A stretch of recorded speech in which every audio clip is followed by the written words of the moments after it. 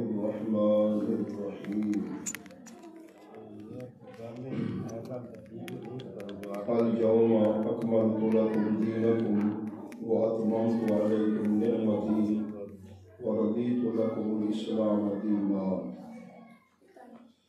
صدق اللہ خالقنا العظیم وبلغنا رسوله النبی الکریم الامین والحمد للہ رب العالمین۔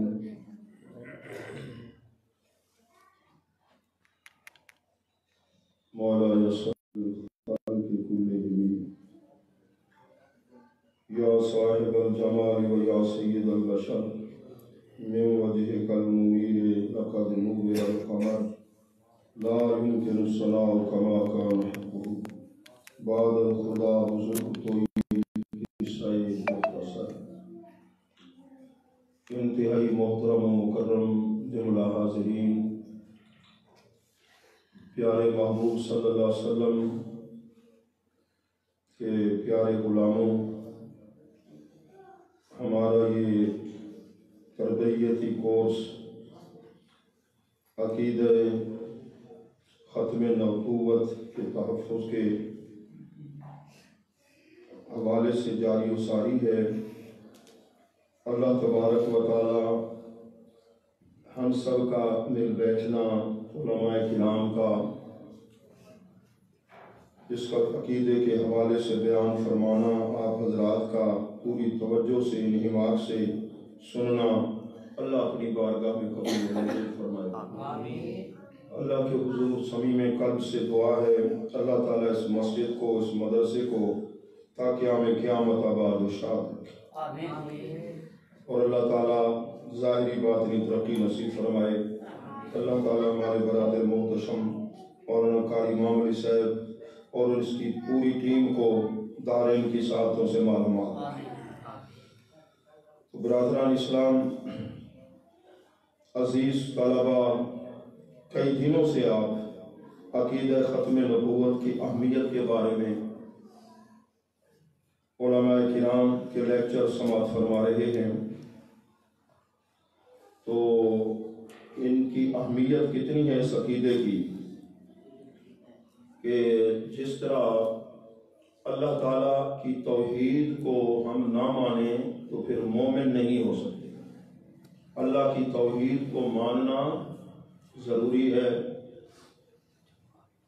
فرشتوں کو ماننا ضروری ہے، ان کے اوپر ایمان لائے بغیر ایمان ثابت نہیں ہو سکتا۔ قیامت کو ماننا ضروری ہے، جیسے الہامی کتب کو ماننا ضروری ہے، اور مرنے کے بعد اٹھنا، حساب و کتاب، میزان عدل، یہ عقائد ہیں، ان کو ماننا ضروری ہے۔ تو ایسے ہی عقیدہ ختم نبوت کہ اللہ کے پیارے محبوب صلی اللہ علیہ وسلم کے بعد کوئی نبی نہیں، اس کو ماننا مومن ہونے کے لیے ضروری ہے۔ خالق کائنات نے قرآن حکیم میں ارشاد فرمایا، سورۃ المائدہ پارہ نمبر 6، تو ایک آیہ مقدسہ کے کلمات طیبات، اللہ نے فرمایا الیوم اکملت لکم دینکم، آج کے دن میں نے تمہارے لیے تمہارے دین کو مکمل کر دیا، واتممت علیکم نعمتی، اور تمہارے اوپر میں نے اپنی نعمت کو مکمل کر دیا، تمام کر دیا، ورضیت لکم الاسلام دینا، اور میں نے تمہارے لیے اسلام کو دین کے طور پہ پسند فرمایا۔ اس آیت کے بارے میں یہودیوں کو پتہ چلا کہ مسلمانوں کے نبی صلی اللہ علیہ وسلم پہ آیت نازل ہوئی ہے، تو حضرت سیدنا فاروق اعظم رضی اللہ تعالیٰ عنہ سے اس نے ایک یہودی نے کہا، اگر ہمارے نبی پر یہ آیت نازل ہوتی تو ہم تو عید مناتے کہ دین پورا کر دیا۔ تو سیدنا فاروق اعظم رضی اللہ تعالیٰ نے فرمایا کہ تو کہتا کہ عید مناتے ہیں، ہمارے لیے تو دو عیدیں ہیں، ہمیں یہ بھی پتا ہے کہ آیت کس دن نازل ہوئی اور کہاں نازل ہوئی۔ سبحان اللہ، کیا بات! دن بھی کی جمعہ کا دن تھا۔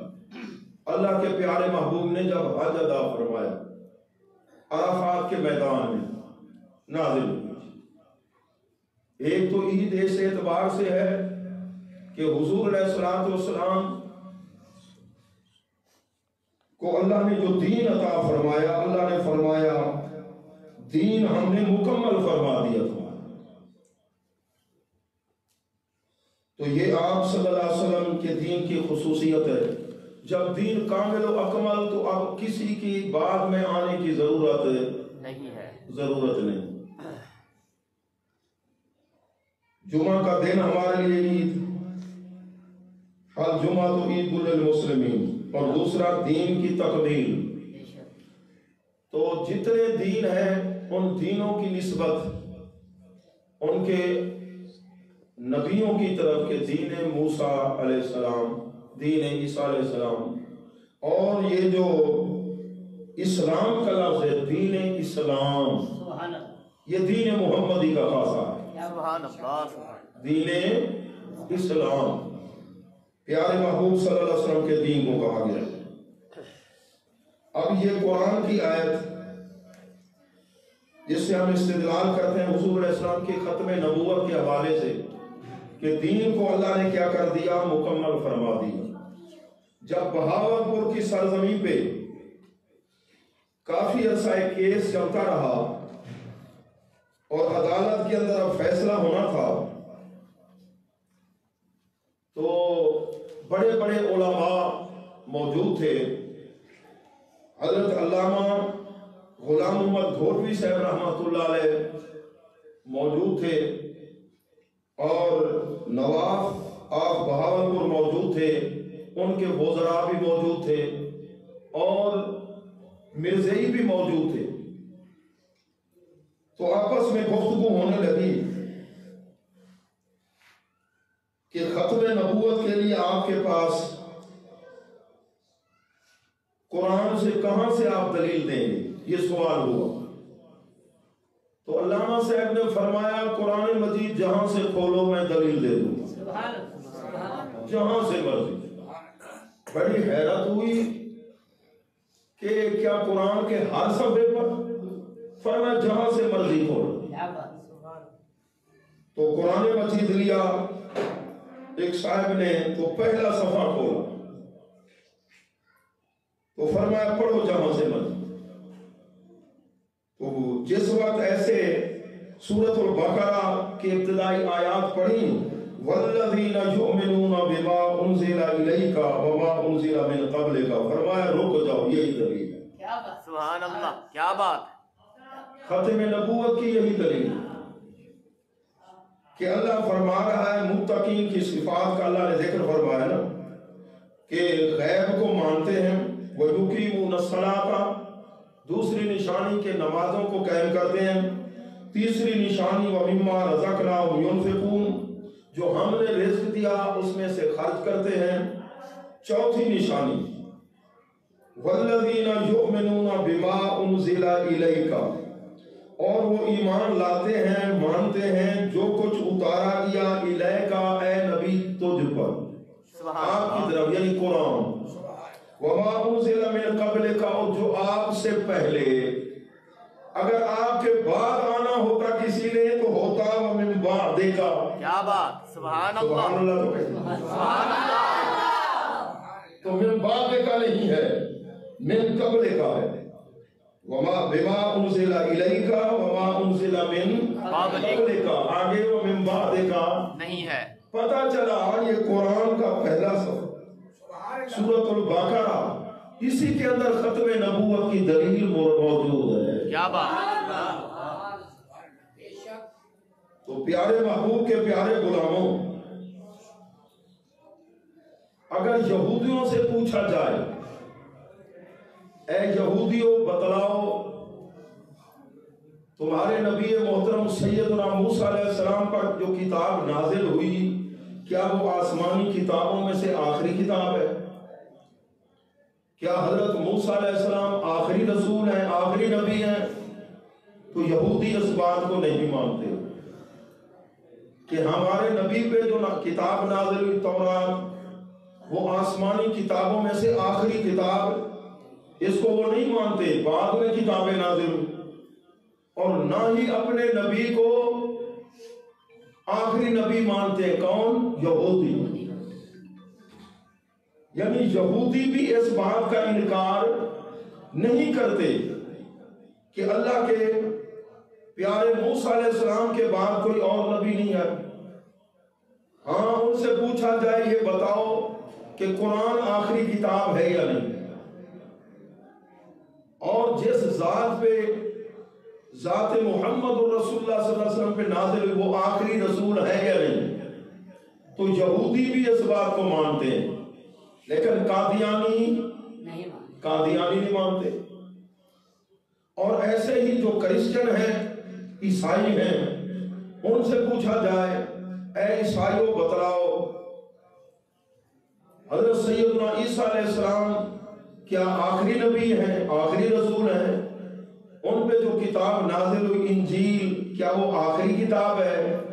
تو عیسائی بھی کہتے ہیں، دنیا کے سارے کرسچن کہتے ہیں ہمارے نبی محترم صلی اللہ علیہ وسلم پہ جو علیہ السلام پر جو کتاب نازل ہوئی سیدنا عیسیٰ علیہ السلام پر وہ آسمانی کتابوں میں سے آخری کتاب نہیں، اور نہ ہی ہمارے نبی، ہمارے رسول حضرت عیسیٰ علیہ السلام نبیوں میں سے آخری رسول ہیں۔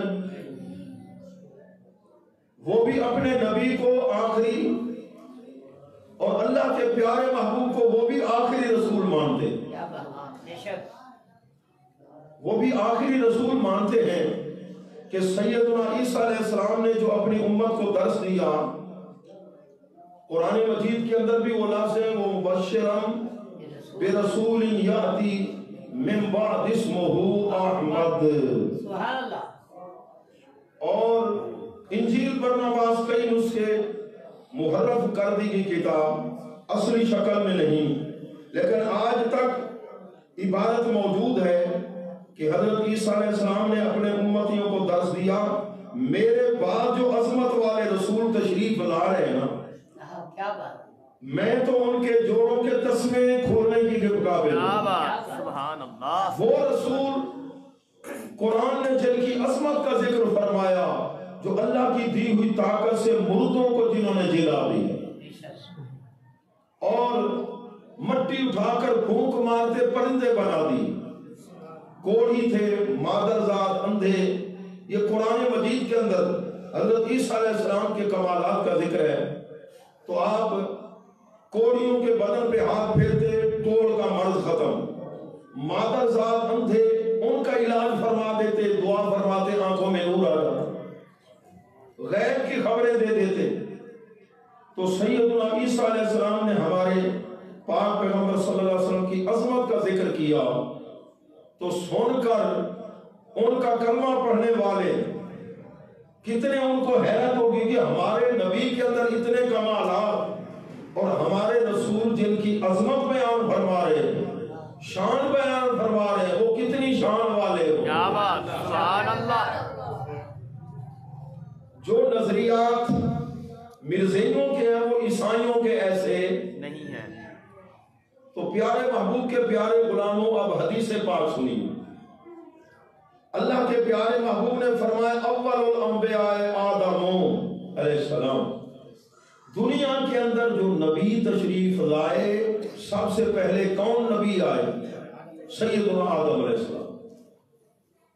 وآخر فرمایا وآخر الانبیاء محمد صلی اللہ علیہ وسلم، میں نبی تمام انبیاء سے آخر میں تشریف لائے، میرے بعد اور کوئی نبی نہیں ہے، کوئی نبی نہیں۔ تو یہ سوال کرتے ہیں قادیانی، دیکھیے نبوت ایک نعمت ہے، نعمت کا ختم ہو جانا، رک جانا یہ بہتر ہے یا جاری رہنا؟ جاری رہنا۔ جب نبوت ایک بہت بڑی نعمت ہے تو اس کو تو پھر آگے جاری رہنا چاہیے۔ تم کہتے ہو کہ اللہ کے پیارے محبوب آخری نبی ہیں بعد میں، وہ ایسے عقلی سوالات کرتے ہیں۔ تو ایک ہے آگے نبی بنانا، ایک ہے نبوت کا ہونا۔ تو اب نبوت کن کی ہے؟ اللہ کے پیارے محبوب صلی اللہ علیہ وسلم کی نبوت ہے یا نہیں؟ دین انہی کا ہے۔ تو وہ فیضان نبوت کوئی بند تو نہیں ہوا؟ نہیں ہوا۔ فیضان نبوت تو جاری و ساری ہے۔ پھر سوال پیدا ہوتا ہے حضرت عیسیٰ علیہ السلام جب نزول فرمائیں گے تو بحیثیت نبی کے آئیں گے یا بحیثیت امتی کے؟ کہ اللہ کیا نبوت دے کر کسی سے چھینتا ہے؟ نبوت اور رسالت دے کر کیا اللہ تعالیٰ کسی نبی سے نبوت سلب فرماتا ہے؟ کسی رسول سے نبوت کو، رسالت کو سلب فرماتا ہے؟ اللہ سلب نہیں فرماتا، چھینتا نہیں ہے۔ جس وقت وہ نزول فرمائیں گے نبوت تو فیض تو ہوگا ان کے پاس، رسالت کا تو ہوگا، لیکن ان کی شریعت کے احکام یہاں نافذ نہیں ہوں گے۔ سبحان اللہ، سبحان اللہ۔ حضرت سیدنا عیسیٰ علیہ السلام کی جو شریعت کے احکام ہیں وہ نافذ نہیں ہوں گے، وہ شریعت محمدیہ کے تابع ہو کر آئیں گے۔ اور جس وقت وہ نزول فرمائیں گے جامع مسجد دمشق، فرشتوں کے پروں پہ ہاتھ رکھ کے نا مسجد کی چھت پر آپ نزول فرمائیں گے، مشرقی مینارے پر، تو نماز عصر کا ٹائم ہوگا، فرمائیں گے لوگوں سیڑھی لاؤ، تو لوگ کہیں گے جو اوپر سے تو آگے، فرمایا وہ اور احکام تھے۔ کیا بات! نماز عصر کا ٹائم ہوگا، سیدنا امام مہدی رضی اللہ تعالیٰ وہاں تشریف فرما ہوں گے اسی مسجد میں۔ اللہ کے پیارے محبوب نے فرمایا میری اولاد سے آئے گا امام مہدی، میرا ہم نام ہوگا، اس کے والدین کا نام بھی میرے والدین والا ہوگا، اور پوری دنیا کو امام مہدی رضی اللہ تعالیٰ عدل و انصاف سے بھر دے۔ اس مرزا قادیانی لائن نے کیا کہا کہ وہ میں ہوں۔ تو پیارے محبوب کے پیارے غلاموں، آپ مصلی پہ کھڑے ہوں گے، حضرت عیسیٰ علیہ السلام جب نزول فرمائیں گے تو سیدنا امام مہدی رضی اللہ تعالیٰ آپ کو عرض کریں گے جی مصلی امامت پہ تشریف لائیں، نماز پڑھیں۔ سبحان اللہ۔ آگے آپ بڑھ کر سیدنا عیسیٰ علیہ السلام ان کے کندھوں پہ ہاتھ رکھیں گے، فرمائیں گے آپ نماز پڑھائیں، میں نماز آپ کے پیچھے پڑھوں۔ کیا بات! سبحان اللہ۔ عظمت والے رسول سیدنا عیسیٰ علیہ السلام حضور علیہ السلام کے امتی اور آپ کے لخت جگر کے پیچھے نماز پڑھیں گے۔ یہ اس طرف ہوگا اشارہ کہ لوگوں سمجھ لو میں رسول تو ہوں، لیکن اب میری رسالت کا سکہ یہاں نہیں چلے گا، میری شریعت کے احکام کا نفوذ نہیں، نفاذ نہیں ہوگا، اب شریعت محمدی کے میں تابع ہو کر آیا۔ اور حدیث پاک میں آتا ہے حضرت سیدنا عیسیٰ علیہ السلام حد بھی ادا فرمائیں گے، جو مسیح موعود علیہ السلام عمرہ بھی کریں گے، لیکن یہ جو دجال تھا، کانا دجال، جس کی دونوں آنکھیں صلاح میں نہیں تھی، ایک چھوٹی ایک بڑی، اس نے ساری زندگی حد بھی نہیں پڑھا۔ یہ جو مرزا غلام احمد قادیانی تھا اپنے آپ کو مسیح موعود کہتا تھا کہ میں ہوں، حد نہ پڑھ سکا۔ کسی نے پوچھا کیوں نہیں جاتے ہو؟ کہ لگا مسلمانوں کی حکومت ہے، زندہ نہیں چھوڑیں گے مجھے۔ تو یہ بتائیے نبی کیا ڈرپوک ہوتا ہے؟ تاجدار گوڑا رحمت اللہ علیہ جب آپ بادشاہی مسجد میں 3 دن تک انتظار فرماتے رہے، آ جا مقابلے میں، کیا بات! نہیں آیا، پیغام بھیجا تھا آپ کے پاس جو پٹھان ہیں ان سے مجھے ڈر لگتا ہے۔ نبی ڈرتے بھی ہیں کیا بات؟ تو پیارے محبوب کے غلاموں، آپ نے واپسی جواب دیا تھا جو میرے ساتھ ہیں نا ساتھی، ان کے امن کے بارے میں ضمانت دیتا ہوں، جو تیرے ساتھ ہوں گے تو دے دے آ جا، پھر بھی نہیں آیا۔ تو پھر اس نے پیغام یہ بھیجا، ایسا کرتے ہیں کہ آپ بھی کاغذ قلم کے ساتھ اٹھا کر آپ بھی قرآن کی تفسیر لکھے، میں بھی تفسیر، مقابلہ کر لیتے ہیں اچھی تفسیر کون لکھ سکتا ہے۔ آپ نے فرمایا پھر ایسا کر لو، تو بھی کاغذ قلم رکھ دے، میں بھی رکھ دیتا ہوں، کیا بات، کیا بات، کیا بات، اور تو بھی کاغذ قلم کو کہے کہ خود وہ لکھے، اور میں نبی نہیں ہوں، تو نبوت کا دعویٰ کرتا ہے، میں تو اپنے نبی کا غلام ہوں، میں بھی قلم کو حکم دیتا ہوں، جس کے حکم سے قلم چلنا شروع کر دینا وہ سچا ہے۔ کیا بات، اگر تیرا قلم لکھے، ورنہ پھر میرے نبی سچے ہیں، ختم نبوت کا تاج پہن کر تشریف لائے اور میں سچا ہوں آیا۔ کئی بہانے بنائے۔ تو پیارے محبوب کے پیارے غلاموں، قرآنی آیات، احادیث پاک، قرآنی آیتوں کے اندر اتنا مفہوم کو بگاڑا۔ کل میں نے آیت کون سی پڑھی تھی، یاد ہے آپ کو؟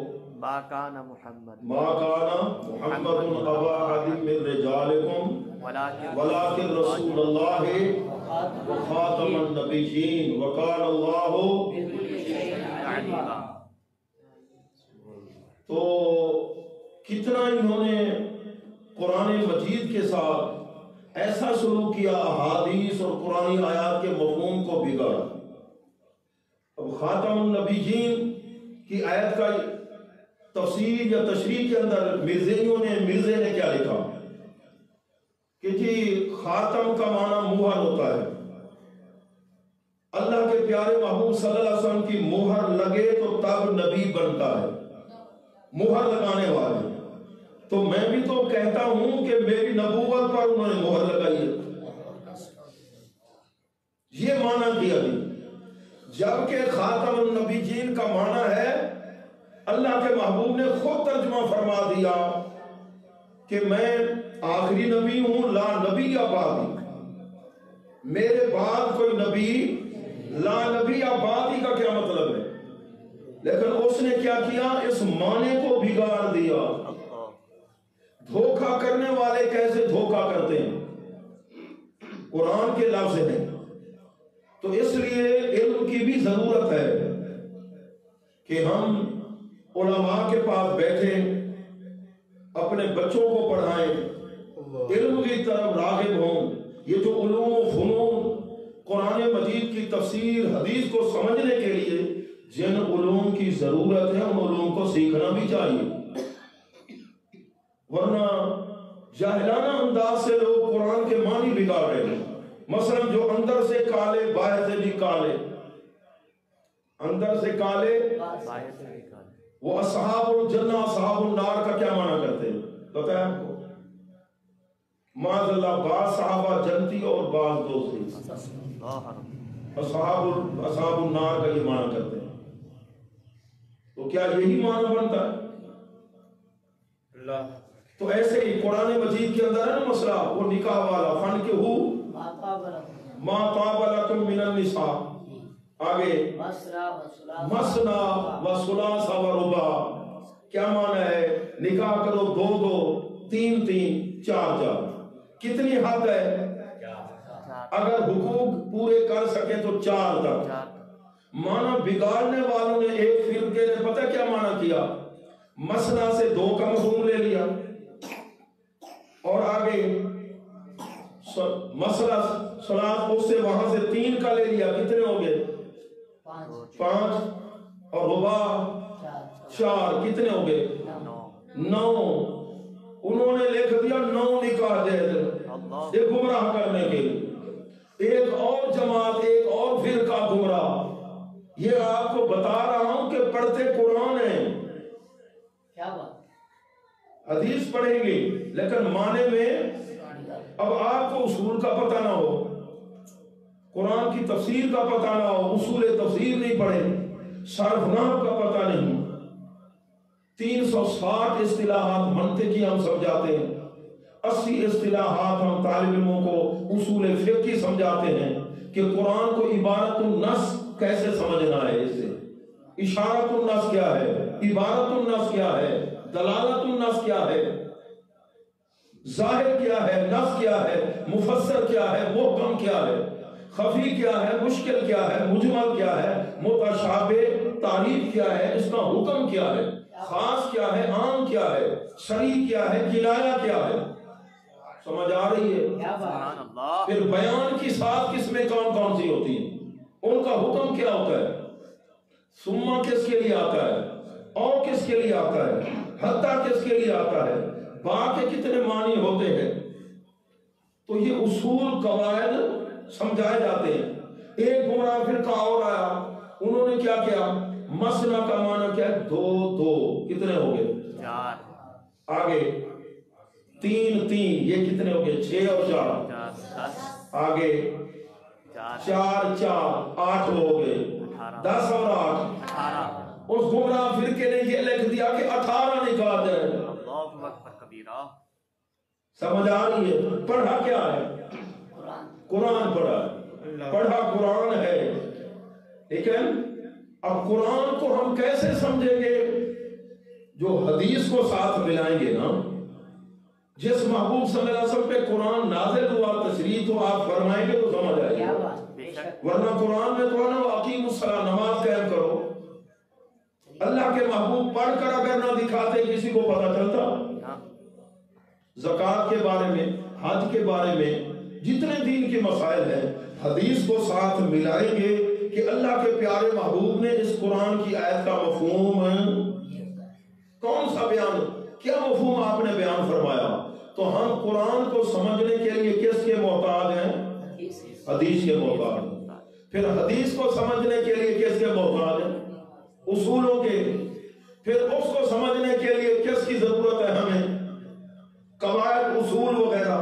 پھر ان کو سمجھنے کے لیے صرف نحو کے محتاج ہیں، کیونکہ ہماری بولی عربی، ہم اجمی لوگ ہیں کہ سیغے کا بھی پتہ ہو، یہاں حقیقی معنی ہو رہا ہے یا مجازی معنی ہو رہا ہے. ورنہ جب جاہل آپس میں گفتگو کریں گے نا، وہ بھی جاہل، وہ بھی پوچھا ہاں بھی ختم تھا ثبوت آکے ختم اللہ علیہ قلوب، یہ ٹھیک ہے، یہ جاہلانہ ہے نا طریقہ. تو ایک صاحب نے کہا، وہ تھا اندر کا کالا باہر کا کالا، صحابہ کا دشمن. اس نے کہا وَهُوَ الْعَلِيُّ الْعَظِيمُ، دھوکہ کیسے دیتے ہیں، کہ مولا علی کا نام تو قرآن میں ہے، حالانکہ یہ اللہ تعالیٰ کا، ٹھیک ہے نا، اللہ کی عظمت کا ذکر ہے. وَهُوَ الْعَلِيُّ الْعَظِيمُ. آگے جو تھا سنی وہ بھی جاہل تھا، گوہ کو ملی گوہ جہی ہو تجہی ہو، آگے بھی جاہل تھا. اس نے کہا دیکھو مولا علی کا نام تو قرآن میں ہے، کہیں حضرت عمر رضی اللہ تعالیٰ کو نام بھی ہے. تو وہ قرآن کا حافظ تھا لیکن معنی تفسیر تو نہیں جانتا تھا. وہاں کا من و امر ہو منقص ہو، کیا مطلب، اس کالے کو کہا، اللہ فرماتے من و عمر کوتے ہوندے نکیاں سکیاں، عمر کو بھی مانو ہوندے نکیاں سکیاں وہ بھی. حالانکہ مفہوم یہ، وہ بھی جاہل، وہ بھی جاہل.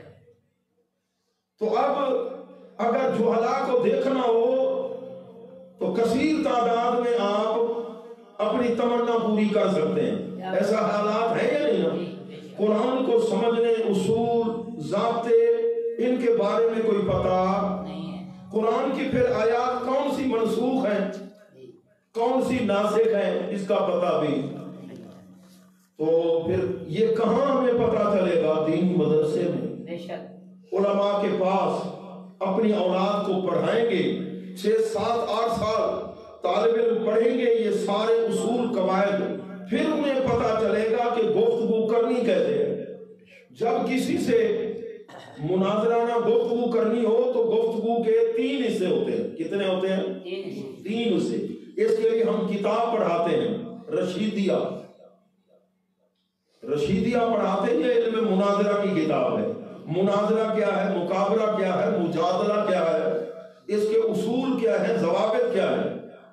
پہلے تو ہوں گے مبادیات، جب گفتگو کریں گے اس میں شرائط وغیرہ، اور عنوان کو مقرر کریں گے کہ دعویٰ کیا ہے، دعویٰ لکھیں گے. اگر عنوان متعین نہیں ہوگا تو کبھی بحث شروع کریں گے تو کوئی نتیجہ سب سے پہلے تو مرزائی کے ساتھ اگر مناظرہ مباحثہ کرنا ہو کس عنوان پہ کرنا چاہیے؟ خود مرزا غلام احمد قادیانی کے بارے میں۔ کیا بات، تم تو نبی کہتے ہو، اس کو ایک شریف انسان ثابت کر کے دکھاؤ، کیا بات، ٹھیک ہے نا؟ شرافت کا جو معیار ہے، مسیح موعود ہونا اور مہدی ہونا وہ تو آگے کی بات ہے، اسے ایک شریف انسان اس کی تحریر کی روشنی میں جو اس کی کتابوں میں لکھا ہے، جو اس کے کرتوت تھے، اسے ایک شریف انسان ثابت کر کے دکھاؤ۔ کیا بات، سمجھ گئے مولانا قاسم صاحب؟ تو اصول کیا؟ پہلے تو مبادی، موضوع یہ ہو، وہ بھاگ کے کس موضوع کو لیتے ہیں؟ حضرت عیسیٰ علیہ السلام کا وہ کہتے ہیں وصال ہو گیا، لہذا اس پہ مناظرہ کرو کہ اس کو ہم ثابت کریں گے کہ اس کے بعد ہمارا مسیح موعود مرزا غلام احمد قادیانی ہے۔ اس موضوع کو وہ اختیار کرتے ہیں، لیکن جب کہا جائے کہ اپنے مرزا کے بارے میں تم ہم سے گفتگو کرو، اس کے لیے وہ تیار ہے۔ نہیں ہوتے، سانپ کے منہ میں چھچھوندر، سانپ کے منہ میں چھچھوندر، نہ نگلتے بنے نہ اگلتے بنے، سمجھ رہے ہو؟ اس سے وہ بڑے۔ تو گفتگو کے 3 حصے، پہلے کیا ہوں گے؟ مبادیات، اس میں کیا ہے؟ شرائط، اس کے ساتھ کیا ہے؟ دعویٰ کیا ہے؟ موضوع کیا ہے؟ اس کو متعین۔ اس کے بعد پھر درمیان کے اندر ہوں گے دلائل، اور تیسرا درجہ ہوتا ہے مقاطع، جس کو نتیجہ کہتے ہیں۔ یہ نتیجہ اینڈ کے اندر ہوگا۔ اگر موضوع ہی متعین نہ ہو، ایسے ہی گفتگو شروع کر دو، شرائط ہی مقرر نہ ہو، تو پھر کوئی نتیجہ نہیں نکلتا۔ ٹھیک ہے نا؟ کبھی کسی سے گفتگو کرنی ہو نا تو اس کا ایک طریقہ کار ہوتا ہے، یہ کون آپ کو بتائیں گے؟ اہل علم بتائیں گے کہ جو اندر سے کالا باہر سے کالا، اس سے گفتگو کیسے کرنی ہے، فلاں ہے، ان سے گفتگو کرنے کا انداز کیا ہے، اور یہ مسئلہ ہے، اس میں ہمارا دعویٰ کیا ہے۔ اگر آپ اپنے دعوے کو نہیں سمجھتے تو پھر آپ آگے گفتگو کیسے کریں گے؟ کیونکہ دعوے کو ثابت کرنے کے لیے آپ نے دینے ہیں دلائل، تو دلائل تبھی دیں گے، پہلے آپ کو دعوے کا بھی تو پتا ہو نا کہ ہمارا دعویٰ کیا ہے۔ تو ہمارا دعویٰ کیا ہے کہ اللہ کے پیارے نبی ختم نبوت کا تاج پہن کر تشریف لائے، آپ کے بعد نبوت کا دروازہ بند ہے، آپ کے بعد نبوت کا دروازہ بند ہے۔ اور جب قومی اسمبلی میں بحث ہونے لگی، مرزا غلام احمد قادیانی کا خلیفہ آیا تھا بحث کرنے، اس نے کس کی کتاب کا حوالہ دیا تھا؟ اس نے کس کی کتاب کا حوالہ دیا تھا اس وقت؟ کہ تم ہمیں کہتے ہو کہ اللہ کے نبی کے بعد کوئی نبی آئے تو وہ مسلمان نہیں، تو مسلمانوں کی کتاب میں تو فلاں میں لکھا ہے، کون سا رسالہ ہے جی؟ تحذیر الناس، تحذیر الناس کے، اس نے حوالہ یہ دیا تھا۔ تو حضرت علامہ شاہ احمد نورانی صدیقی رحمت اللہ علیہ نے فرمایا، مول صاحب اس کا جواب یہ مول صاحب دیں گے۔ کیا بات، کیا بات، آپ نے فرمایا ہمارے نزدیک یہ بھی اسی کھاتے میں ہے، ہمارے نزدیک کوئی اور نبی، معنی میں غلطی ہوگی کہ خاتم النبیین کا معنی کرنا آخری نبی، یہ عوام کا خیال ہے، اگر کوئی آ بھی جائے تو آپ کی نبوت میں فرق نہیں آئے گا بالفرض، اس کی پھر کئی تعویلیں کی، تو ہمارے علماء نے اس وقت بھی گرفت فرمائی تھی، فتوے بھی لگے تھے حجاز مقدس سے کہ ایسا آدمی مسلمان نہیں رہے گا۔ تو یہ بڑا حساس مسئلہ ہے، ختم نبوت کے حوالے سے آپ سماعت فرما رہے ہیں، تو پیارے محبوب کے پیارے غلاموں، محبت و ذوق سے درود پاک پڑھیے۔ السلام علیکم سیدی یا رسول اللہ، السلام علیکم سیدی یا حبیب اللہ، السلام علیکم سیدی یا رحمت للعالمین۔ 15 منٹ باقی ہیں، آپ ذرا توجہ سے سماعت فرمائیں۔ کل کا جو ہمارا عنوان تھا، آپ نے کیا سماعت فرمایا؟ آپ کے ذہن میں کچھ آئے؟ کل ہم نے کیا بیان کیا تھا؟ مرزا غلام احمد قادیانی کے جھوٹ اور اس نے گستاخیاں، ٹھیک ہے نا جی، جو گستاخیاں کی اللہ تعالیٰ کی شان میں، انبیاء علیہ السلام کی شان میں اور صحابہ کی شان میں، حضور علیہ السلام کی ازواج مطہرات کے بارے میں، حسنین کریمین کے بارے میں، اللہ کے قرآن کے بارے میں، ساری اس کی گستاخیاں اور اس کی کتابوں کے اندر یہ لکھا ہے محمد الرسول اللہ۔ سورت کون سی ہے؟ سورت فتح کے میں وہ کہتا ہے یہ آیت میرے بارے میں نازل ہوئی کہ محمد اللہ کے رسول ہیں، کہ 2 مرتبہ، ایک مرتبہ تو مکہ المکرمہ میں اور ایک مرتبہ قادیان کے اندر معاذ اللہ۔ پھر آگے جو قرآن کے لفظ ہیں والذین معہ، جو نبی کے ساتھ ہے، صحابہ کا ذکر ہے، یہ خبیث کہتا ہے ان قرآنی الفاظ کے مفہوم کو چینج کر کے یہ کہتا ہے یہ جو مجھے ماننے والے ہیں نا یہ لوگ ہیں، اپنے ماننے والوں کو یہ صحابی کہتا ہے، خلفائے راشدین، اپنی بیویوں کو امہات المومنین، یہ اس کی گستاخیوں کے بارے میں اور اس کے جھوٹ۔ اللہ تبارک و تعالی ان کی نحوست سے مسلم امہ کو محفوظ فرمائے، کہہ دیجئے آمین۔ تو پیارے محبوب کے پیارے غلاموں، 7 ستمبر 1974 کو قومی اسمبلی کے اندر باقاعدہ قانون کے اندر بھی ان کو کافر قرار دیا گیا۔ علماء کی انتھک محنتیں تھیں، ہمارے مشائخ کی، تمام مسالے کے علماء نے مل جل کر کام کیا تھا اس دوران۔ تو ذوالفقار علی بھٹو صاحب کا دور تھا، اس وقت ولی کامل حضرت قبلہ پیر خواجہ محمد عبداللہ المعروف پیر بارو، نقشبندی سلسلے کے ولی کامل، جو حضرت خواجہ غلام حسن پیر سواگ رحمۃ اللہ علیہ کے اعظم خلفاء میں سے۔ تو الیکشن جس وقت مل کے علماء لڑ رہے تھے نا، آپ کا بھی اعلان مریدوں نے، عقیدت مندوں نے، کہ آپ کو بھی الیکشن میں کھڑا کر رہے ہیں، فرمایا چلو اعلان کر دو، نمبر وہ لے جائے گا۔ بھٹو کے بارے میں آپ نے فرمایا کامیاب وہ ہو جائے گا، اللہ اس سے کام لے گا، پھر وہ بھی قوم ہو جائے گا، آپ نے پہلے فرمایا۔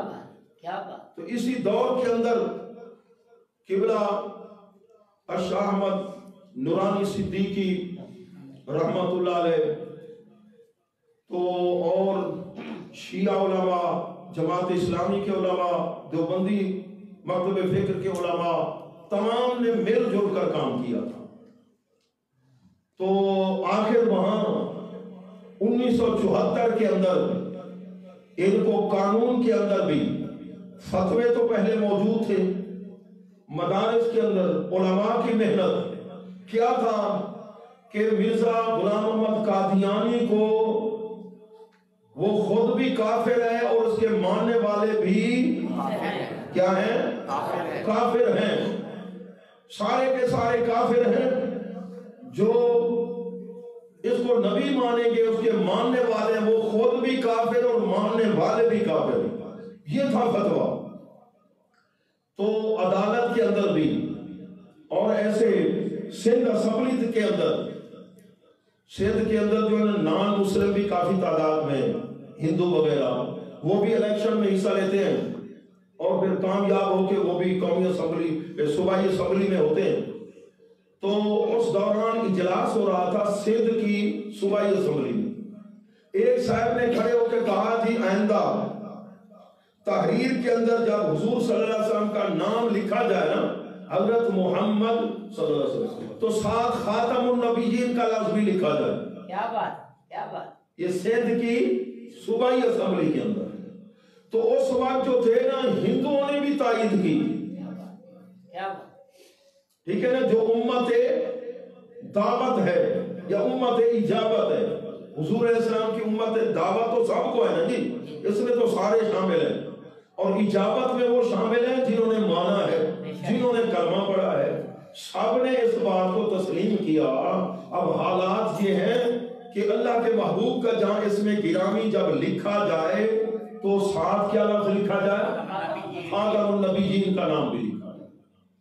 اور ایک مسلمان بلکہ آپ کے ملک کا کوئی پرائم منسٹر نہیں بن سکتا، پریزیڈنٹ یا صدر پاکستان اس وقت تک نہیں بن سکتا جب تک کہ وہ یہ مرزائیت کے بارے میں غلام احمد قادیانی ان کو کافر نہ مانے.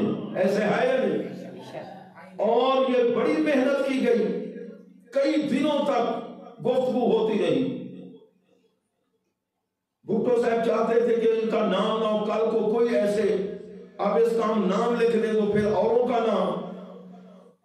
تو علماء بار بار گفتگو سن کے جواب دے رہے تھے کہ نام لکھنا ضروری ہے، نام لکھنا. تو دیوبندی مکتبہ فکر جماعت اسلامی کے تھے علامہ کوثر نیازی، اس نے ایک بات کی، وہ کہنے لگا کہ مرزا غلام احمد قادیانی کو اے علماء حضرات اس کا نام قانون میں لکھ کر کیوں قانون کو پلید کرانا چاہتے؟ کیا بات! بظاہر یہ جملہ بڑا عجیب تھا، ظاہراً علماء کی طرف تو اصل میں وہ ہیلپ کر رہا تھا ذوالفقار علی بھٹو سے، وہ چاہتے تھے کہ نام نہ لکھا جائے، لیکن آگے علماء بیٹھے تھے، ارباب علم و دانش بیٹھے تھے، صاحب بصیرت بیٹھے تھے. اچھا انہوں نے کہا کہ کیا کہتے ہو اگر قانون کے اندر اس کا نام آ گیا تو قانون پلید ہو جائے گا؟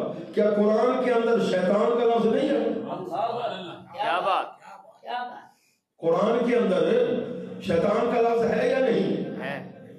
اور بھی کتنے کتنے نام ہیں اللہ کے قرآن. خنزیر کا لفظ قرآن میں ہے یا نہیں ہے؟ انہوں نے فرمایا یہ لکھنا ضروری ہے، یہ لکھنا ضروری ہے. تو پیارے محبوب کے پیارے غلاموں بڑی محنتیں کی گئی، اور یہ عقیدہ ختم نبوت کے بارے میں آپ کو پتا ہے اس کے تحفظ کے لیے سب سے پہلی جو جنگ ہوئی کس دور میں ہوئی؟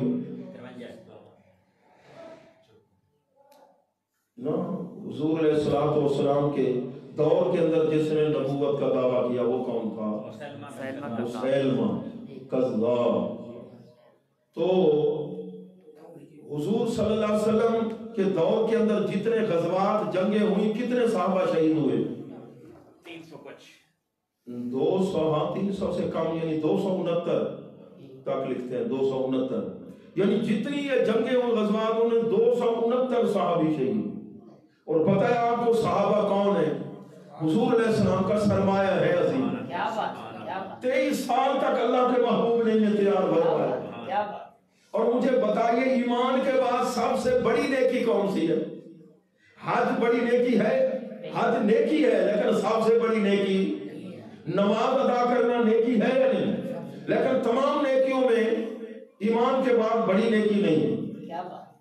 یتیموں کی پرورش کرنا، قرآن کی تلاوت کرنا، ایسے ہی ہے غریبوں کی مدد کرنا، اور چھوٹوں پہ شفقت کرنا، بڑوں کا ادب و احترام کرنا، ہمسائے کے حقوق کا خیال کرنا، یہ ساری نیکیاں ہیں یا نہیں؟ لیکن ایمان کے بعد سب سے بڑی نیکی کون سی؟ توجہ ہے؟ اللہ کے محبوب کو ایمان کی نگاہ سے تک لینا، یہ سب سے بڑی نیکی ہے. سبحان اللہ، سبحان اللہ. اب پوری روئے زمین پر کتنے مسلمان 2 ارب کے قریب ہوں یا سے زیادہ، اگر بیت اللہ شریف کے اندر اتنی وسعت ہو جہاں سارے اکٹھے مل جائیں ایک نماز کا ثواب لاکھ کے برابر، سارے اتنی وسعت ہو کہ سارے عبادت کرتے رہیں اور اللہ عمر ان کی بڑھا دے 1000 سال تک کر دے، سارے عبادت کرتے رہیں، یہ ساری نیکیاں مل کے مقابلہ نہیں کر سکتی. جو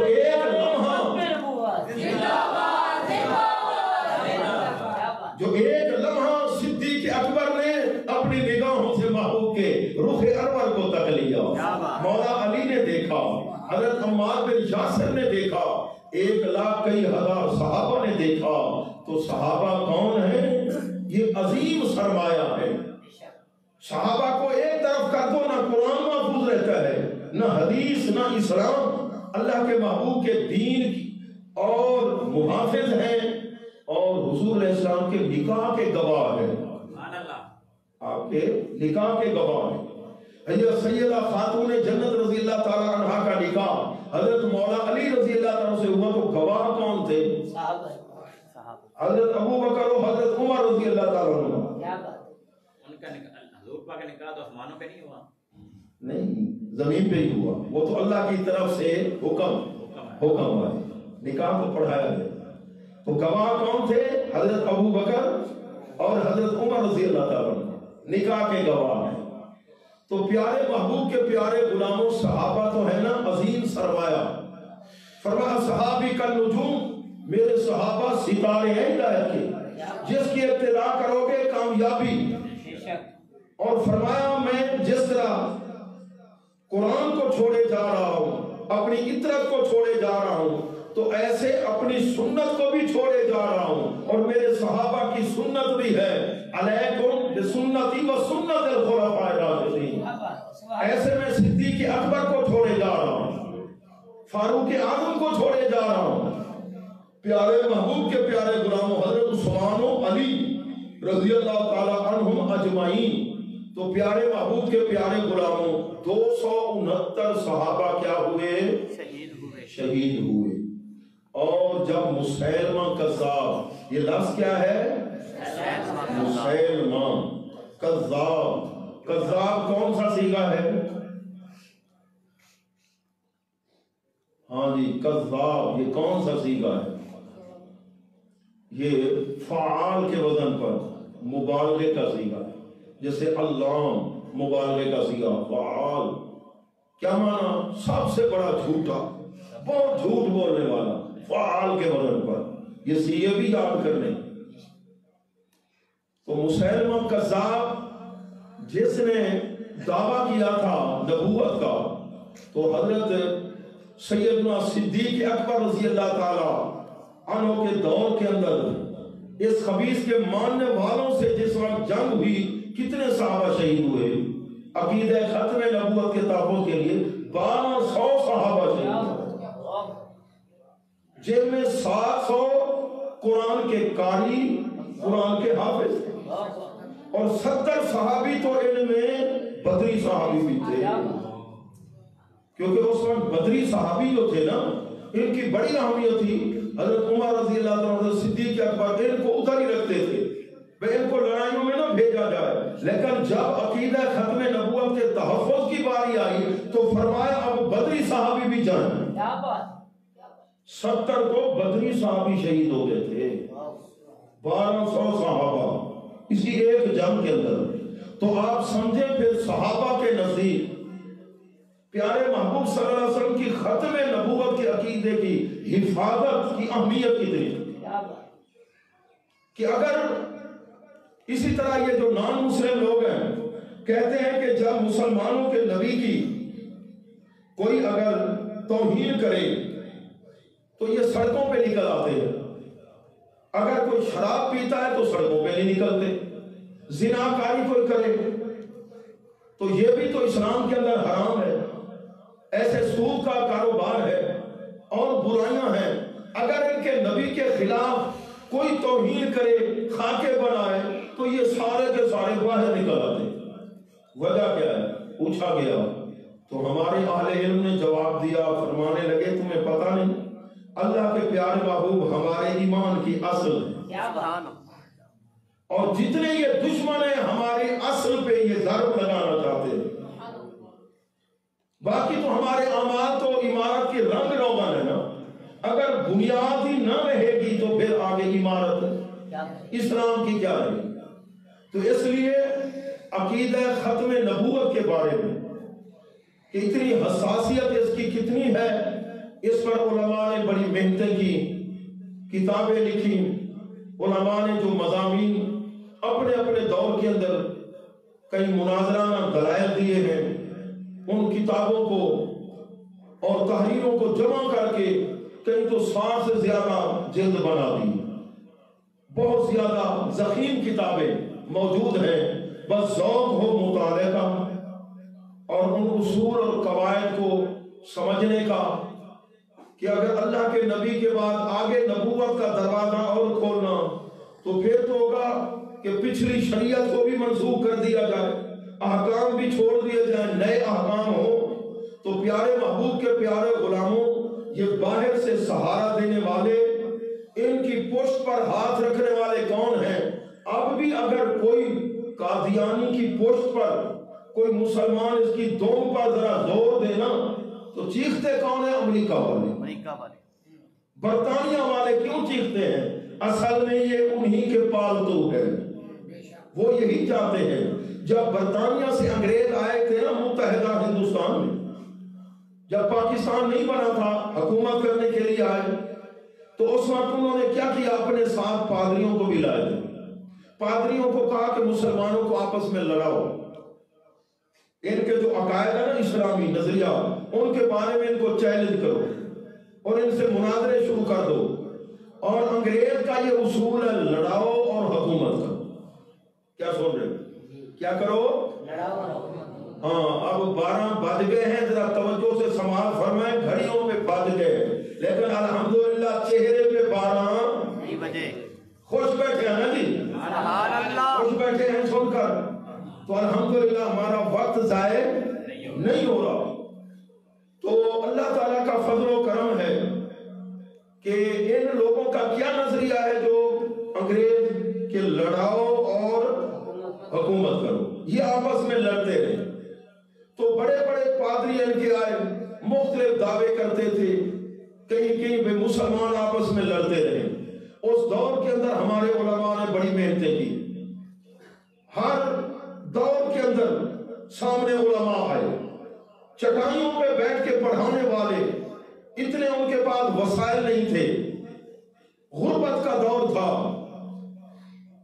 تو لیکن جس وقت بھی کوئی باطل جس نے سر اٹھایا، سر کو کچلنے کے لیے کون نکلے تھے؟ علماء، اور علماء کے ساتھ عوام تھے۔ اس لیے انگریز شروع سے ہی علماء کا دشمن، 57,000 علماء کو انگریز نے سور کے چمڑوں میں بند کر کے جلا دیا تھا کہ عشق رسول کی شمع فروزاں کرنے والے کون ہیں؟ علماء حضرات۔ حضرت فضل حق خیر آبادی رحمۃ اللہ علیہ ہوں، بہت سے ہمارے علماء تھے، ظلم و ستم کیا گیا، تو یہ سارے کے سارے یہ اس چیز کو سمجھتے تھے علماء کو صفحہ ہستی سے مٹا دیا جائے۔ تو اب اس دور کے اندر آپ دیکھیں آپ کے پاس کتنے علماء ہیں، علاقے کے علاقے خالی ہو چکے ہیں۔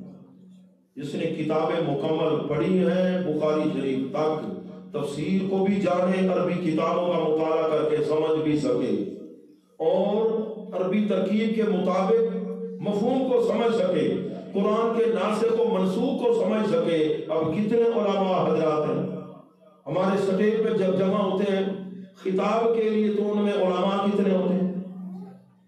آٹے میں نمک کے برابر۔ کیونکہ علم پڑھا نہیں ہوتا، کچی باتیں جب ہوتی ہیں تو پھر حالات ہمارے کمزور ہو رہے۔ ایک عالم دین کا ایک درس ہو اور سینکڑوں خطبہ مل جائیں، ان کا درس اتنا مؤثر نہیں ہوگا جو ایک عالم دین کا، کہ اسے پتا ہے کہ گفتگو اصول کیسے سمجھانے ہیں، گر کیسے سمجھانے ہیں۔ تو اس لیے فتنے تو اٹھتے رہیں گے، جو قیامت کا وقت قریب آ رہا ہے، آخر میں نتیجہ یہ دے رہا ہوں کہ ہم مسلمانوں کا کیا نظریہ ہے کہ مرزا غلام محمد قادیانی اور اس کے ماننے والے سارے کیا ہیں؟ اونچی آواز سے مسجد فیضان مسجد کا کیا نام ہے؟ لبیک یا رسول اللہ۔ مدرسے کا نام کیا ہے بھائی؟ فیض مدینہ، جامعہ فیض مدینہ۔ اس کی دیواریں گواہ ہو جائیں کہ مرزا غلام محمد قادیانی کافر ہے اور اس کے ماننے والے کافر ہیں۔ کیا ہے؟ کافر ہیں۔ پیارے محبوب کے پیارے غلاموں، یہ ہمارا عقیدہ ہے۔ ظاہر کیا، ہم تو خواب میں بھی اگر کسی کو دیکھے منحوس ہو اس کے قریب نہیں جائیں گے، ہمارا اس سے کوئی تعلق نہیں ہے۔ رشتہ داری ہمسایہ کسی کا ہے یہ بعد میں ہے، پہلا ہمارا تعلق اللہ کے محبوب اور اسلام والا رشتہ۔ تو اللہ تبارک و تعالیٰ کی بارگاہ کے اندر دعا ہے اللہ رب العزت ہمارے یہ جو تربیتی کورس ہے تحفظ عقیدہ ختم نبوت، تو آئی مولانا قاری امام علی صاحب اور ان کی پوری ٹیم اللہ تعالیٰ انہیں سلامت رکھے، اور آپ حضرات کا تشریف لانا اور جو جہاں سامنے موجود نہیں لیکن سن رہے وہ بھی سن رہے ہیں، اللہ تعالیٰ ان کا سننا بھی قبول فرمائے، اور اللہ تعالیٰ اہل سنت و جماعت حضور علیہ السلام کے غلاموں کو اتحاد بھی نصیب فرمائے، اور جتنے ہمارے عقائد نظریات ہیں اللہ تعالیٰ ہمیں پختگی نصیب فرمائے، ڈھیل میل والا نہیں۔ پیر ہمارا کون ہوگا؟ جو پکا سنی ہوگا۔ ہمارا امام کون ہوگا؟ جو پکا، ہاں کبھی ادھر کبھی ادھر، نہ خدا ہی ملا نہ مثال صنم، نہ ادھر کے رہے نہ ادھر کے رہے، کاروباری وہ ہمارے پیر نہیں ہے، ٹھیک ہے؟ ہمارا عالم ہمارا خطیب جو پکا ہو، صحابہ کی عظمت، اہل بیت کی عظمت، اور سیدنا امام اعظم ابو حنیفہ رحمت اللہ علیہ کے ہم مقلد ہیں، ہم حنفی ہیں، کوئی قادری ہے، کوئی چشتی ہے، کوئی سہروردی ہے، کوئی نقشبندی ہے، یہ چار نام الگ ہیں، آئینوں کے کلر الگ ہیں، کیا ہے؟ گرین کلر کا، ایک ریڈ کلر کا، ایک وائٹ کلر کا ہے، ہاں ایک یلو کلر کا ہے، لیکن ان سب میں جو جھلک ہے نا وہ آفتاب رسالت معاف کی ہے، مدینے سے پیدا رہا ہے۔ تو الحمدللہ دعا فرمائے ہمارے اس اچھا آج آپ کو پتا 11ویں شریف لنگر سے تیار ہے، ایک بات پھر سن لے غوث پاک رضی اللہ عنہ درود پاک پڑھیے بھی اللہم صل علی مولانا محمد والسلام علیکہ سیدی یا حبیب اللہ۔ غوث پاک رضی اللہ تعالیٰ فرماتے ہیں درست العلم حتی صرت کتبا، میں تو علم پڑھتے پڑھاتے کتب ہوں، اور علم دین کے ساتھ کتنا شوق تھا، بڑی آپ نے محنت کی، 16 طالب علم سنے دور سے 16 دن بھی آپ نے بھوک برداشت فرمائی علم کی، اور علم کی تکمیل ہوگی، پھر آپ نے بڑے مجاہدے بھی کیے، منبر پر جب وعظ فرماتے 13 علوم میں گفتگو، 70 ہزار کا اجتماع اور بغیر لاؤڈ سپیکر، کیا بات، سبحان اللہ۔ جدھر بھی نگاہ فرماتے آگے جو لوگ بیٹھے ہیں نا، جو ان کے احوال ہوتے، جیسے ان کو نصیحت کرنی ہوتی آپ فرما دیتے، ادھر دیکھا ہے تو ادھر، سامنے دیکھا ہے تو غوث الورا رضی اللہ تعالیٰ، علم کے اندر کتنا کمال تھا، پیران پیر 33 سال تک علماء تیار فرماتے ہیں، یعنی ہمارا پیر وہ ہوتا ہے جو عالم ہو پھر عالم بھی بنائے، پیر وہ ہوتے ہیں جو مدرسہ بھی چلائیں، یہ نہیں کہ گاڑیاں لے لیں اولاد کو باہر بھیج دے کوٹھی پر کوٹھی، پیسہ سنی کا، آگے دین کا کام ڈکے کا کرنا نہیں ہے، پیر چلا گیا بیٹا ایک دن مدرسے میں نہیں گیا تو کیا بناؤں گا؟ پیر بناؤں گا، علم سیکھا نہیں، نہ عقائد کا پتہ ہے، پھر اپنے مریدوں میں بیٹھ کر جو کچھ وہ گل کھلاتا ہے، مرید بیچارے وہ بھی ان پڑھ یہ بھی ان پڑھ، تو یہ ہمارے لیڈر غوث پاک رضی اللہ تعالیٰ عنہ قربان جائے آپ کی عظمت پر، ہر سال 3 ہزار علماء تیار، کتنے سال پڑھا ہے؟ 33 سال، 33 کو ذرا ضرب تو دو، پیران پیر نے عالم کتنے بنائے، تو اب 11ویں کے نام پہ لنگر کھانے والے، ایک صاحب کہتے ہیں کہ علماء کو ہوتی ہے نا کتابوں کی تفسیر پہ مدرسے کے لیے لائبریری بنانی ہے، ہم کسی سنی کو کہتے ہیں نا بھائی تفسیر کی ضرورت ہے حدیث کی، وہ توجہ ہی نہیں کرتے، ان کو اہمیت کا پتہ نہیں، کہتے ہیں ہاں جی 11ویں شریف کرنی ہے کہ کوئی پیسے دے دو، پھر دے دیتے۔ تو ایک صاحب کہنے لگے میں باہر گیا ہوں فلاں ملک میں تقریر کرنے کے لیے، وہاں ہمارے سنی لاکھ 2 لاکھ جمع کر لیتے مہینے میں 11ویں شریف کے نام پر، پھر کرتے کیا ہے؟ لنگر پکوایا، مرغیاں روز ہوگی جی، اور اس کے بعد کچھ ناطے، کچھ تھوڑا سا بیان، کھا پی کے نا ہضم کر کے ڈکار لیا، بس 2-3 گھنٹے کے بعد چلے گئے واش روم، کھانا جایا کرو، بس یہ مقصد پورا ہو گیا۔ اور دوسرے جو ہیں وہ کیا کرتے ہیں؟ وہ بھی پیسے اکٹھے کرتے ہیں، وہ کر کے نا وہ اپنے علماء کی مضمون تحریر کو چھاپ دیتے ہیں، پھر دکانوں پہ جا کر دیتے ہیں، ابھی یہ پڑھو ہمارے علماء نے لکھا۔ وہ کھینچ رہے ہیں اس طریقے سے، اور ہمارے دین کی تعلیم سے کیا ہو رہے ہیں؟ دور ہو رہے ہیں، کھا رہے ہیں کھانا پینا۔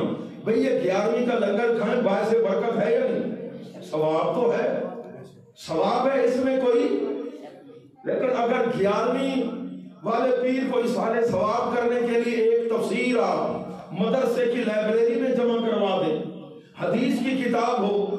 جب قاری صاحب میں گیا نا جی بلوچستان تقریر کرنے کے لیے، وہاں شاگرد ہیں، ایک ہفتے کے لیے بھی جاتے رہے، وہ کہنے لگے جی ادھر ہمارے جو سنی ہے نا ان کی طریقہ یہ بہت اچھی عادت ہے، جب یہ کل خوانی کرتے ہیں نا تو ہمارے پاس مدرسے میں آ جاتے ہیں، کہتے ہیں حافظ صاحب بتاؤ مدرسے کے لیے کس چیز کی ضرورت ہے؟ طالب علموں کے لنگر کی ضرورت ہے، یا کتابوں کی کوئی ضرورت ہے، یا کمرے کی ضرورت ہے، کمرہ آپ کو بنوا دیں تاکہ ہمارے بابے کو ثواب ہمیشہ۔ یہ تو ہم کھلائیں گے تو کھا کر چلے جائیں گے، وقتی طور پہ تو ہو جائے گا، لیکن ہمیشہ ثواب تو ہم چاہتے ہیں ہمیشہ ثواب۔ تو ہم ان کو بتا دیتے ہیں جی حدیث کا سیٹ چاہیے، سیاستہ کا، قرآن کی فلاں تفسیر چاہیے، فقہ کے موضوع پر فتوے کی فلاں کتاب، تاکہ ہم اپنے سنیوں کو مطالعہ کر کے جمعہ والے دن آگے پیچھے ان کو درس دیں۔ تو مجھے بڑا ان کا طریقہ پسند آیا۔ اچھا طریقہ ہے یا نہیں؟ بالکل۔ ہمارے ہاں قرب و جوار کہیں ملتا ہے یہ طریقہ نہیں، یہ طریقہ۔ اور پتہ ہے آپ کو مولوی صاحب کی تنخواہ کتنی ہوتی ہے، اور آج کل کتابیں کس معیار پہ پہنچ گئی ہیں آپ کو پتہ ہے؟ کتابیں ابھی 3-4 کتابیں میں نے اگلے دن منگوائی ہیں 18,000-17,000، اور ایک کتاب کا پتہ کیا وہ 54,000 کی 16 جلد، پورے لاہور میں ابھی ملی نہیں۔ 54,000 کی ایک کتاب ہے حدیث پاک کی، شرح مشکل الآثار، اور ایک کتاب ہے جی 80 جلدوں میں، تاریخ ابن عساکر عربی میں 1.5 لاکھ روپیہ اس کی قیمت ہے۔ اب بتائیے مولانا صاحب مسجد کی تنخواہ والا یہ کتاب کیسے حاصل کر سکتا ہے؟ عالم دین ہو، شوق و مطالعے کا کہ اپنے سنیوں کو سناؤں۔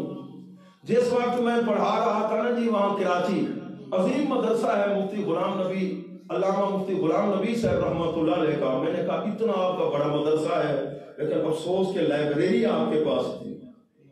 خیر میرا مشورہ انہوں نے مانا، تو انہوں نے فون کر دیا ایک صاحب کو، بھئی ہمیں مدرسے کے لیے تفاسیر، حدیث کی کتابیں، فتوے کی کتابیں چاہیے۔ انہوں نے کہا علامہ صاحب جتنی کتابوں کی ضرورت ہو مکتبے سے لے لے، بل بنا کے ہمیں حکم دے دیں، ہم پیمنٹ کریں۔ اچھا ہوا یا نہ ہوا؟ مشورہ بھی اچھا تھا۔ تو کئی دنوں تک ہم گئے، لائبریریوں کو دیکھا، مدارس میں مکاتب پر گئے، مکتبوں پر کتابیں منتخب کی، تفاسیر، حدیث، فقہ کی کتابیں، فتوے کی کتابیں وہاں لائبریری کے اندر میں نے وہاں رکھوائی، خریدی گئی۔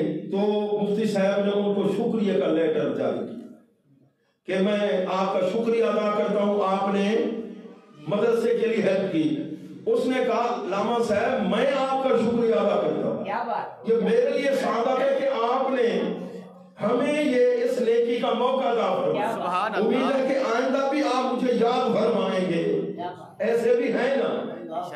تو کاش یہ سنیوں اپنے سنیوں کا یہ ذہن بن جائے، جس کو اللہ نے علم دیا اس نے تو علم کو آگے پھیلانا ہے نا، اس نے آگے وقت دینا، مطالعہ کرنا ہے، لیکن جو کتابوں کی ضرورت ہے تو یہ کون کریں گے؟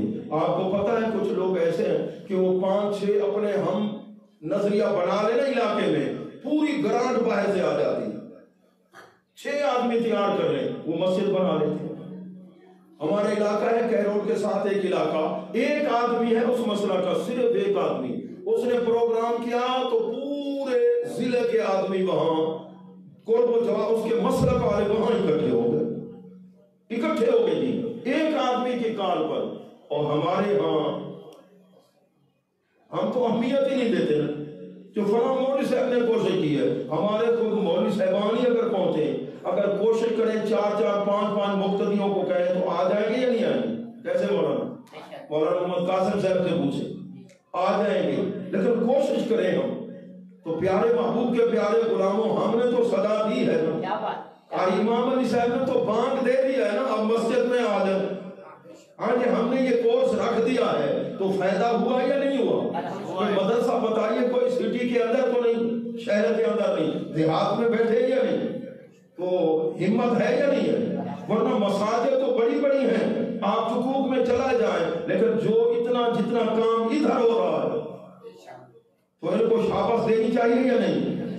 سردی میں جی موٹر سائیکل چلا پہنچ گیا میرے پاس، ٹھیک ہے نا، میں تو کل کا ٹائم دیا تھا نا، آج کے لیے بھی پہنچ گیا وہاں، جو استاد جی کو آج بھی تو الحمدللہ میں نے دیکھا اتنا سفر کر کے آیا۔ تو اللہ کے فضل و کرم سے الحمدللہ جو اللہ نے علم دیا، دعا بھی فرمائے، اللہ اس میں برکت فرمائے۔ اب میں گفتگو کو سمیٹ رہا ہوں، پھر دعا کرتے ہیں۔ حضور غوث پاک رضی اللہ تعالیٰ عنہ نے کتنے سال پڑھایا؟ 33 سال، اور ظہر کے بعد قرآن کے قاریوں کو پڑھاتے تھے۔ تو مطلب پیر صاحب قاری بھی ہوتے ہیں کہ قرآن کو پڑھنا کیسے ہے، ادائیگی۔ ایک جگہ ہم گئے، مجھے کسی وہ قاری حافظ صاحب تھے وہاں علاقے کے، 2-3 ہزار کا مجمع تھا، اسے اعلان کرو جیڑی کول خانی نہ آجے تے اون آکھیا وصیت کی تھی جو میری کول خانی دا ختم میرا پیر پڑھ سی۔ میں اعلان کر لیتا، میں کو پتہ کہنا جو اعلان کیوں کروایا حافظ صاحب آؤ تو علاقے دا پرانا آدمی 70-80 سال دی مانگا، اور بچیاں کو پڑھاونا وہ سمجھتے ہیں جو پڑھے دے اسائیں بالا کو تے اے جلے قدم رکھ دے سب کو جو مرنی ہی ہے میرے ہوئے وہ گزرا کعبے لگی ہوئے جو آج ختم پیر کروں پڑھ دے۔ میں اعلان کر دیتا پیر کو شاید ختم آدھا نہیں، وہ پتا ہمیں کو پتا ہے، میں اعلان کر چھوڑا تو پیر صاحب ان سامنے بیٹھے ان تو ماشاءاللہ پپو بڑی بیٹھے ہیں داڑھی شاڑی کہنا، اور پیر صاحب تلے جھکی جھوڑی کہتے ہیں آخر ہم سب پڑھ چھوڑو تو ساں پڑھ چھوڑو ختم، میں کو ختم واسطے نہ ہو، میں اجازت دے گا۔ ایک اجازت آکے جیسے سونا جنازے دی دعا شوا ذرا سمجھاؤ آکے سے تو صاحب ایک جادی میں وہاں جنازے شامل تھے، پیر پڑھے گا رفع جدے اللہ اللہ پیچھو بھی پیر کھڑا، میں ذرا پرو برا کھڑا بھی ایک جا۔ اچھا جلے جنازہ دعا تھی کہ میں کھڑا پرا میں تنہ نہیں تھا، پیچھو پیر دے تھا کھڑا پیر کو، جو پیر جنازے سے آکے یہ دسو پیر سے یہ تو سا رفع جدے جو کرے دے جنازے کیا ہی میں ہے، اور پیر جڑے ہو پریشان دیکھا۔ میں پرے سنا میں آجو گھر بڑھتی دی میں آیا میں کبھی جنازہ تھی گیا تے ایندہ رفع جدے نہ کرا ایک آئی جنازہ تھی سندر پہ بنا ہون حالات ہی ہو جے تھی گئے تے اپنا کوئی جلسہ پروگرام تھی دا پیا ہوئے خیر نال دلے آسی انپڑھ پیر دے ایویں میں پھر دے بچو عالم دین قرآن حدیث میں ہم سارے اٹھے کھڑے دے نارا لیکن بے لوگ ایویں کریں کہیں کریں دے آپ انہاں عادتہ کر مجبور ہے، آپ اپنے آپ کو عدا والا سڑینے پتہ کہنی جو نقصان کیا کرے گا بھائی کیا کریں گے سٹے جو ایک پاسوں کی دیا سے بھاوے ایدو علامہ کو دہر ملیدہ بیٹھے بھاوے کہر ملیدہ بیٹھے سنتے بیٹھے نا چوپ کر دے آدھے بلہا دے سے جو جناب بہت اسا گفتگو فائدہ ہے کہ کہنا اس واسطے اللہ کرے آپ کٹھے تھے تو پیغام صحیح پہنچے۔ تو یاہی آلے پیر حضور غوث پاک رضی اللہ تعالیٰ کیا کہتے ہیں ساری زندگی آپ نے پڑھائے سنتے پہ ہے نا آپ سنیا کو کیا کرنا چاہیے یاہی آلے پیر نال محبت ہے تو انہوں نے جو تحریرہ ہے الفتح الربانی فتوح الغیب انہوں نے مطالعہ کرنا چاہتے ہیں۔ اللہ تعالیٰ دی بارگاہ کی دعا ہے اللہ کلمات قبول فرمائے وما علیہ الا اللہ۔ ایک سوال جی آج کل جڑے سارے بچے اور مرزا دیدمی دے کلپ دی ایو جے گانے سن دے خرافات زیادہ اس دے بارے آپ جی جی بہت بسم اللہ الرحمن الرحیم۔ عزیز طالب علموں، پہلے بھی میں نے گفتگو کے دوران بیان کر دیا کہ لوگ گمراہ کیسے کرتے ہیں۔ اگر نیٹ پر آپ ہر ایک کو سنیں گے تو آپ کو چور دروازوں کا پتہ، پھر اپنے علماء کے پاس ساتھ بھی آپ کا رابطہ نہیں، تو پھر ذہن کے اندر جو غلط نظریات ہیں وہ بیٹھ جائیں، تو یہ نقصان ہے۔ پہلے تو اہل نظر لوگ ہوتے تھے اللہ کے ولی، وہ سمجھا دیتے تھے کہ فلاں مولوی کی تقریر نہیں سنی، روک دیتے تھے اگر ہم سے فیض لینا ہے۔ تو اب آزاد ہو چکے ہیں، آپ ہر ایک کے پاس موبائل ہے، وہ کہتے ہیں چلو جی چسکے کے لیے ہم سنیں، یہ کیا کہتا ہے، یہ پتہ نہیں اس چسکے میں نقصان کتنا ہوگا۔ محمد بن سیرین یہ تابعی ہو گزرے، کسی نے کہا کہ فلاں جگہ ایک قاری صاحب آ رہے ہیں علامہ سے قرآن پڑھیں گے، فرمایا اس کا عقیدہ درست نہیں ہے، میں نہیں جاؤں گا، میں نہیں سنوں گا، کہیں میرے اوپر برا اثر نہ پڑ جائے۔ تو مرزا جو جیل میں ہے، اس کو سننا یہ فتنہ ہی فتنہ ہے۔ علمی مبلغ تو علماء سے آپ نے سنا ہے نا، وہ بیچارہ عربی کتابیں بھی ایک سطر بھی نہیں پڑھ سکتا، اردو کی کتابیں آگے بھی جو حالات بیٹھے ہوتے ہیں، پھر وہ ساری تنقید ہی تنقید۔ تو اس کے سننے سے کوئی فائدہ نہیں ہے۔ کبھی صحابہ کے خلاف، کبھی کسی کے خلاف، کبھی اولیاء کے خلاف بکتا ہے، بظاہر تو حدیثوں کا، لیکن لوگوں کو وہ گمراہ کر رہا ہے۔ پیچھے کس کس کے ساتھ جاوید احمد غامدی ہے، وہ بھی ایک گمراہ اور فتنے والا ہے، بظاہر تو بولی بولتا ہے علماء والی، اندر جو زہر ہوتا ہے نا۔ اب دیکھیے کوئی کسی کو زہر کی پڑیا دینا چاہیے، یہ نہیں کہ بھائی یہ زہر ہے مہربانی کر کے آپ نوش فرما دیں، بلکہ مٹھاس میں دین کا نام لے کر۔ اس لیے جتنے بھی یہ گمراہ لوگ ہیں نا، ان کو سننے سے کیا ہوتا ہے، نقصان ہوتا ہے۔ جو طالب پہلے تو سنے نا، اگر کوئی پھر اشکال ہوتا ہے تو اپنے جو علماء ہیں نا ان کے ساتھ رابطہ، پہلے تو ان منحوسوں کو سننا نہیں چاہیے۔ اللہ تعالیٰ ان کی شرارت سے ہمیں محفوظ فرمائے۔ آمین۔ جی اور کوئی پوچھنا ہے؟ آج مولانا سے جا سکتے ہو، نہیں تشریف لائے؟ ہاں اب دعا دو شیر سلام کے اور اس کے بعد اپنے اپنی جگہ لے جائیں۔